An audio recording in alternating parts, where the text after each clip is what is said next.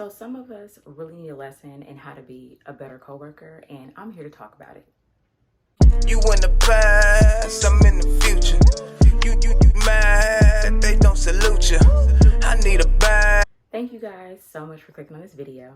If you're new here, my name is Keila Trishawn, and I make videos on lifestyle, insurance, and mental health. I do vlogs, day in the life in the insurance industry, day in the life with a toddler, all the things. So if that's something that interests you, go on ahead and click that subscribe button below, and be sure to turn on your notifications so you don't miss anything from me. And if you're returning, thank you so much for coming back, and thank you for your support. All right, so if you have been subscribed for a while, you know I talk about pretty much everything insurance. I talk about dealing with the customers, dealing with the managers and all that stuff. But what about our coworkers? I do think that there is a certain level of etiquette, and I'm not saying that everybody should act the same, but there's a certain level of respect and I guess helpfulness I feel like you should have with your coworkers, just to kind of create a good environment, especially in the insurance industry where it can be extremely stressful. What I've noticed is that sometimes that stress can get the best of people, and you know, they could be having a bad day with a customer or whatever, and they will take it out on their coworkers, or they're just an asshole altogether. So I want to kind of talk about that and just kind of give some tips on how to be a better coworker if you are struggling in that area, if you just may not know that some of these things are kind of offensive, or you know, whatever, or if you're just simply curious. Definitely go on ahead and stay tuned.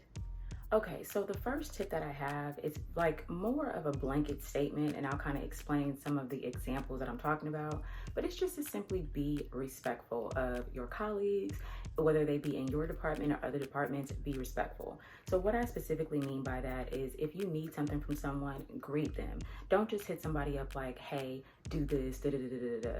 Like, you don't know what type of day that person is having. I mean, even if you're having a bad day, I think that it just creates a very positive environment if you say good morning, good afternoon, call the person by name, you know, say whatever, and then proceed to ask for what you need. Or if you, you know, need to follow up on something, like there's no need to have an attitude via email. There's no need to be catty or anything like that. Just simply say, hey, you know, I'm following up on, you know, whatever the case is. I think sometimes we get so caught up in our day-to-day that we become robotic. That can be with customers and with our colleagues, but I do feel like with your colleagues, it's like you guys are kind of in the same type of like realm. You guys are doing the same job. You guys are up against the same type of stresses. And I feel like if you're going to be respectful to anyone, and if you want anyone on your side, it should be your colleagues. Again, whether it is in your department or another department. So just simple pleasantries, greeting people, letting them know if they did a good job, things like that can really go a long way. And it honestly will give you that reputation of just being positive. I have noticed that even in situations where I've had a coworker that kind of seemed like they had a hard exterior, if I just kind of come in like being nice and just being polite, like regular politeness, I'm not saying to be their bestie or anything like that, just being polite and being courteous, it can go a long way, and sometimes it will actually turn those coworkers around. So whenever you feel like you might be having a bad day, and especially if it wasn't that coworker that you're reaching out to that did it, just make sure that you are being respectful and just trying to keep a positive environment, because if you start that positive environment, a lot of times it's contagious and others will follow suit. Okay, so the next tip is very personal to me because it's part of the reason why I started this channel, but it is to be willing to help your newer teammates get acclimated, like answering their questions and just making sure that they're on the right track. I see a lot in the insurance industry, and really with any corporate job that's like busy and fast paced. A lot of times the seasoned employees are just so busy, and while that is valid, I do think that you should still make yourself available, even if for a moment, like just to answer questions of, you know, your new colleagues. I think sometimes we forget what it's like to be in that position as a new employee, like kind of being nervous because you don't want to make a mistake, and then also feeling some type of way when you ask questions because you don't want to be annoying, but you literally don't know what you're doing. So if someone comes to you, you know, with a legitimate question and just kind of something that you know that they wouldn't know if they haven't been here for a while, you know, be respectful, answer the question for them. You know, if you have any tips and tricks, provide them with that tip and trick. For me, I'm the type of person, like, if I'm not a trainer, right? But like if a new person comes to me with questions, and if I notice that that person is coming to me with the same questions, now I don't have time to go back and forth with them, but I will kind of suggest like, hey, why don't you take notes on this? Because this is something that's going to come up often. So if I'm not around, you have a reference. I like to give people resources, show people where to find the information, and then, just simply answer the question and do it with a smile, because I feel like you just never know when you're going to be a new employee again, or you never know when you're going to start a new position and you have a lot of questions, so I just try to be as nice as I possibly can within reason. Again, I'm not saying to stop what you're doing and just do their job for them. I'm not saying that, but just try to be as helpful as you can, because we are all the new employee at some point, in time. And I think that for me, I noticed that I've built really good relationships within my industry, just simply being willing to help. I know I don't know everything, and there are some times where I might not have time, like right then and there, to help you, but just even letting somebody know, like, hey, I don't have time right now, I can get to your question at this time or whatever, or hey, do you want to hop on a quick call, or whatever it is. Just be kind of like willing to help, because I just feel like that right there makes the environment positive. And also, you never know when you might need that person's help. So if you're able to help them get through a tough time, or answer a question, or just make something easier, they might be able to help you down the line. You never know. So just be willing to help out your newer comrades. So for this next tip, I'm going to use claims as an example, because obviously I work in insurance claims, but this can really transfer to any job. If you are assisting someone while they're out of the office, or just, working on someone while they're not able to. But be mindful of how you work on someone's claims. Be mindful of the notes that you put in the person's claim. Be mindful of their customer service. Just be respectful. I think that when you were in a position where you're able to help somebody, or where you were kind of standing in for them, sometimes I've seen this where people are like, oh, this isn't my claim anyway, so they'll just kind of do whatever. They may ignore the customer. They may, be really vague on their notes. They may not do everything that they're expected to do. So then when the person who's actually handling the file comes back to take over, either they're confused as to what you've done while they're out, or now you've created a big customer service situation because you were mean, because you just simply wanted to get it off your plate. Just, I know it can be frustrating, especially when you have a big workload. This happens to me day in and day out. Like, there are times where I'm asked to handle something and I'm just like, what the F? Like, I don't have time for this or whatever, but it is my coworker. And so I just want to make sure that I don't do anything to put them in a bad position. In insurance, we get customer service scores all the time, and part of your pay is tied to that. And also just like your overall performance and stuff. And so you could actually get reprimanded, and in some cases even let go, if your customer service scores are bad. Insurance is a tough industry where, sometimes we have to make decisions that people aren't happy with, and those people still get surveys, or, they get asked like how the service was. So you don't want to come in as someone helping out, the original adjuster, and make things worse for that adjuster. Or again, apply this to any industry that you're in. So just be respectful, like when you're handling somebody's claim, even if you don't have the time. For me, like, I'm the type of person, I'll make sure that I answer questions and stuff like that, but like big decisions, I do leave that for the handling adjuster, because also we could have a different thought process. I don't want to make a decision on the claim where you're like, oh no, I wouldn't have done that, and then now I can ruin stuff for you. So major decisions and stuff like that, I will leave to the handling person. But if it's like just answering a question, or just, getting that person what they need in that moment, I'll make sure I do that. So I'm essentially helping my coworker, and then also putting out that good juju. So when I'm in that position and I'm away, they're able to help me, and they know, they're going to take care of me just like how I took care of them. So kind of set the tone and make sure that you are handling others' work with care.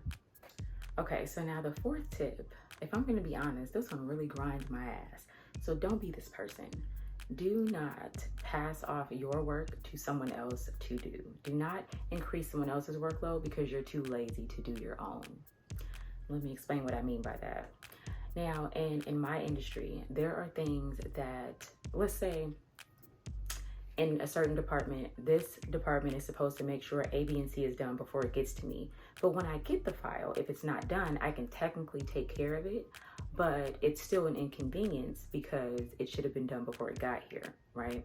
So I see that a lot in my industry where, not really so much at my current company. I feel like everybody's pretty good at like doing their task.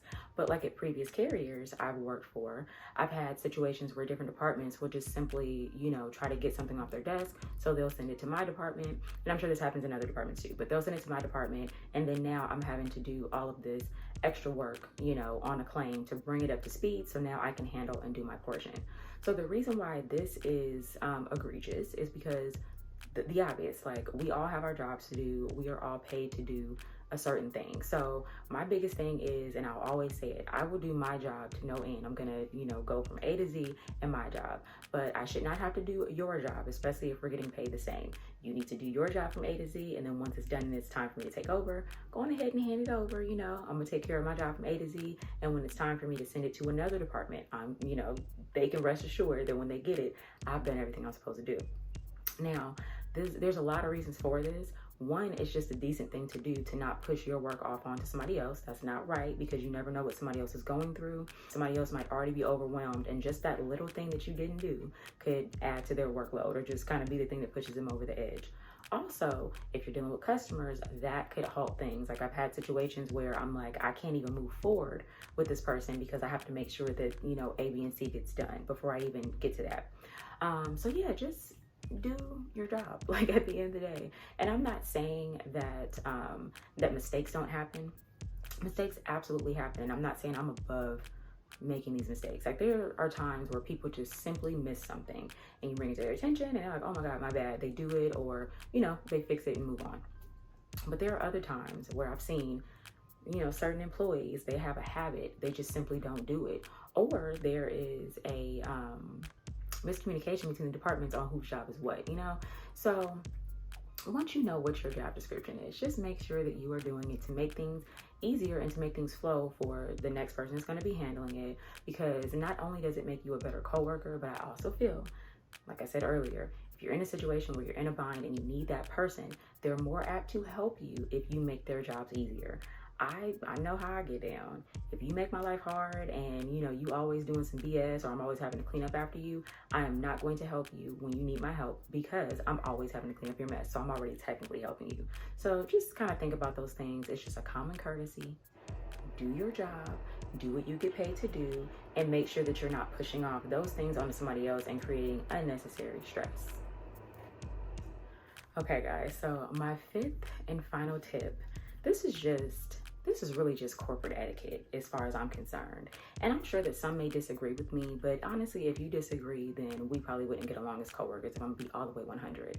But please, please, please stop CCing managers on situations that don't need to have a manager CC'd on it, okay?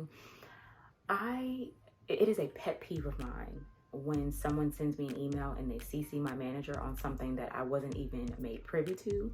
Like, give me the opportunity to fix the situation. If a customer calls in and says that they weren't able to reach me, this happens sometimes in insurance because people don't always have our direct numbers, or people don't always, listen to what the direct number is. So they'll call like customer service trying to get in touch with us. So sometimes that customer service rep will send me a message and then they'll CC my manager like, oh, you get this customer call.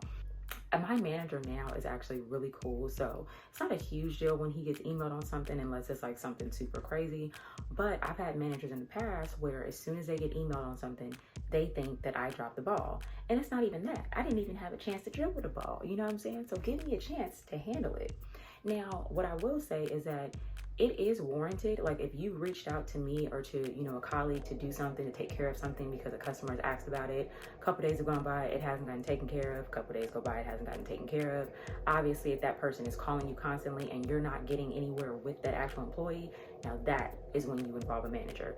That is when you escalate it and say, hey, I've reached out to Nikila X amount of times, haven't heard anything, this customer needs assistance, can you assist, So that's really the only time I feel that it's warranted to involve like upper management, or to involve, just like management, period. That's the only time I feel like it's warranted. But if you don't give your coworker the opportunity to fix a situation before you get a manager involved, you're kind of trash. Like, I can't even lie. Like, that's kind of trash. Now, I know that in some situations, like, I know I've been instructed to, email somebody and then CC their manager. I personally don't feel comfortable with that just because of my personal beliefs. You know, I don't think it's right because you never know what somebody's situation is with their manager. You know, you never know if somebody, I don't know, like their job could be on the line, or they could have gotten talked to a few times, and that email could be something that catapults into something else and has their manager on their ass. You don't know, you know, so that's why I like to kind of use that as a last resort.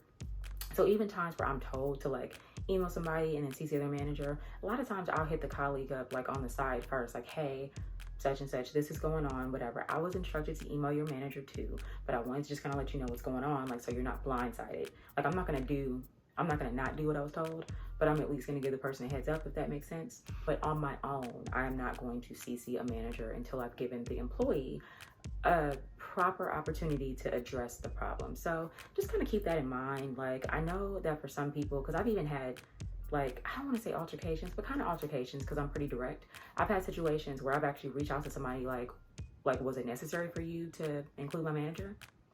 And their whole thing was just like, oh, you know, that's just how I normally do it, just to make sure that it gets taken care of. And I kind of like had to explain my point of view, like, yeah, when you do that, because when you did that, I got called out for, you know, not doing something that I didn't even know I needed to do. And they were, you know, they were apologetic, whatever. So it was a situation where I didn't think they were being malicious. But it's like, now that you know better, do better. So just kind of consider those things before you decide to, you know, put everybody on the email and CC everybody.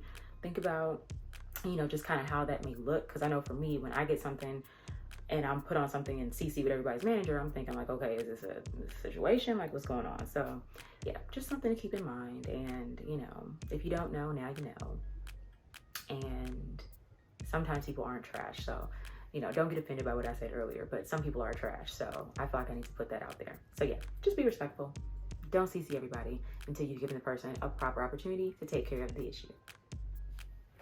All right, you guys, so that is all that I have for you today. I really just wanted to make this video because I've had, you know, a couple little situations in the last few weeks, right? With like different coworkers, not all bad, but just little different things that I peeped.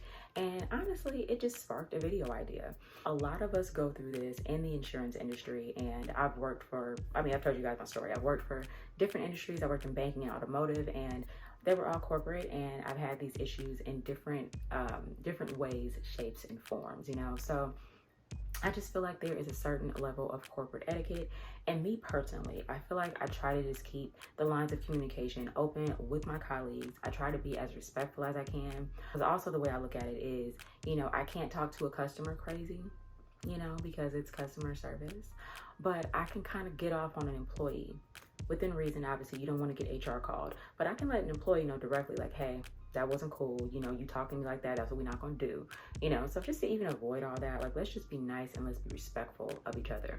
Now, there are gonna be times where you're not gonna like a colleague or an employee simply because your personalities don't mesh, and that's okay.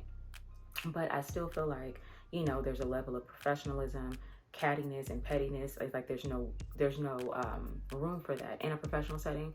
It happens, but, you know, just kind of knowing how to deal with things, and just, I feel like trying to be as respectful as you can to the people that deserve it, you know, can really get you further in your career, and also just make things so much less toxic. So with that being said, if you guys enjoyed this video, if you learned something, if I gave you a new perspective, definitely go on ahead and click that like button. It really helps with the YouTube algorithm. If you made it this far and have not subscribed, please go on ahead and click that subscribe button below. Be sure to turn on your notifications so you don't miss anything from me. And with that being said, you guys have an amazing day, and I will see you next time. You mad that they don't salute you. I need a bag, size is super. They turned your bag, it's like I never knew you. Leave that.